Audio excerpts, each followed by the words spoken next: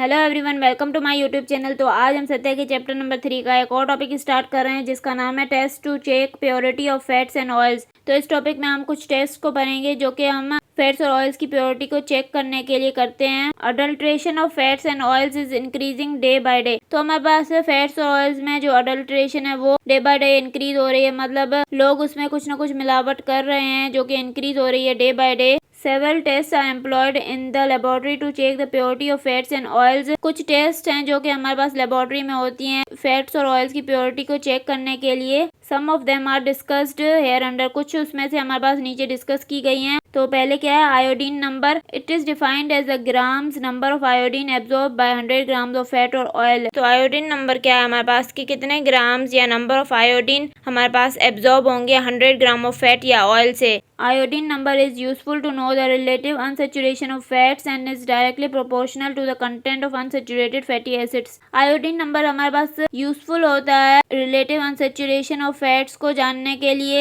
तो iodine number हमारे पास जितना भी हमारे पास अनसेचुरेटेड फैटी एसिड का कंटेंट होता है उसके डायरेक्टली प्रोपोर्शनल होता है। दस lower is the iodine number less is the degree of unsaturation. जितना आयोडीन नंबर कम होगा उतने हमारे पास अनसेचुरेशन की डिग्री कम होगी, मतलब उतने हमारे पास अनसेचुरेटेड फैटी एसिड्स कम होंगे। The iodine numbers of common oils fats are given below. तो जो हमारे पास आयोडीन नंबर है कॉमन फैट्स और ऑयल्स का वो नीचे दिया गया है। तो ये हमारे पास एक टेबल है, इसमें हमारे पास फैट्स और ऑयल्स हैं और ये इनके आयोडीन नंबर है। कोकोनट ऑयल का आयोडीन नंबर है 7 to 10, बटर का आयोडीन नंबर है 25 to 28, पाम ऑयल का आयोडीन नंबर है 45 to 55, ऑलिव ऑयल का आयोडीन नंबर है 80 to 85, ग्राउंडनट ऑयल का आयोडीन नंबर है 85 to 100, कॉटन सीड ऑयल का आयोडीन नंबर है 100 to 110, सनफ्लावर ऑयल का आयोडीन नंबर है 125 to 135, लिंसीड ऑयल का आयोडीन नंबर है 175 to 200। Determination of iodine number will help to know the degree of adulteration of a given oil. Iodine number को determine करके हम degree of adulteration को मालूम कर सकते हैं किसी भी ऑयल में कितनी अडल्ट्रेशन की हुई है।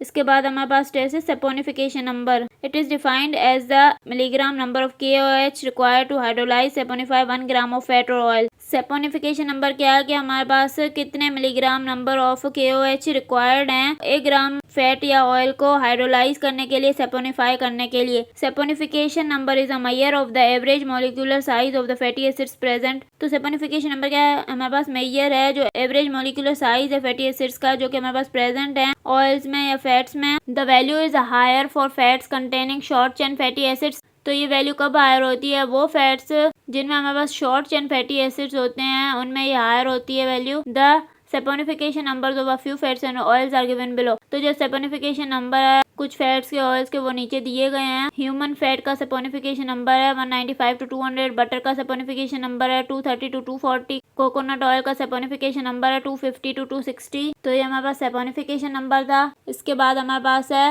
Reichert Meissl RM number. It is defined as the number of ml 0.1 NKH required to completely neutralise the soluble volatile fatty acids distilled from 5 gram fat. तो RM नंबर क्या है हमारे पास, इसमें हमारे पास क्या है कि कितने हमारे पास ml 0.1 NKH रिक्वायर होंगे completely soluble volatile fatty acids को न्यूट्रलाइज करने के लिए जो कि हमारे पास 5 ग्राम फैट से निकाले गए हैं, डिस्टिल किए गए हैं। RM number is useful in testing the purity of butter since it contains a good concentration of volatile fatty acids butyric acid, caproic acid and capric acid. RM number हमारे पास useful है butter की purity को test करने के लिए क्योंकि इसमें हमारे पास गुड कंसंट्रेशन में वोलेटाइल फैटी एसिड्स होते हैं, जैसे कि ब्यूटाइरिक एसिड इसमें ज्यादा होता है, कैप्रोइक एसिड ज्यादा होता है और कैप्रिलाइक एसिड ज्यादा होता है। This is in contrast to other fats and oils which have a negligible amount of volatile fatty acids. अगर हम दूसरे फैट्स और ऑयल्स को देखें उनमें हमारे पास negligible amount of volatile fatty acids होते हैं,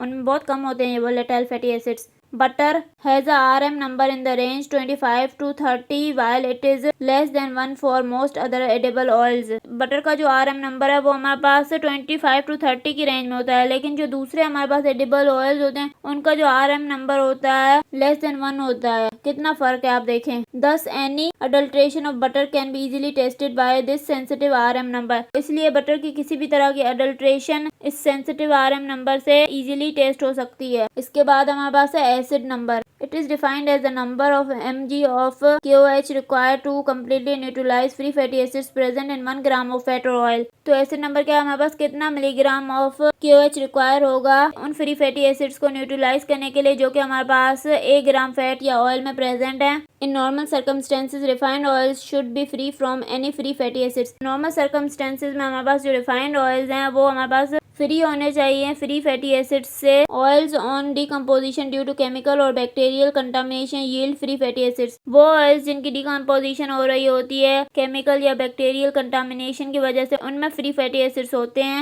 Therefore, oils with increased acid number are unsafe for human consumption। इसलिए वो ऑयल्स जिनका एसिड नंबर इंक्रीज है वो ह्यूमन कंजप्शन के लिए अनसेफ होते हैं, वो ह्यूमंस को यूज़ नहीं करने चाहिए ऑयल्स। तो ये हमारे पास कुछ टेस्ट थी तो हमने इनको पढ़ लिया। अगर आपको मेरा लेक्चर पसंद आया तो प्लीज़ मेरे चैनल को सब्सक्राइब करें, लाइक करें और बेल आइकन को प्रेस करें। Thank you.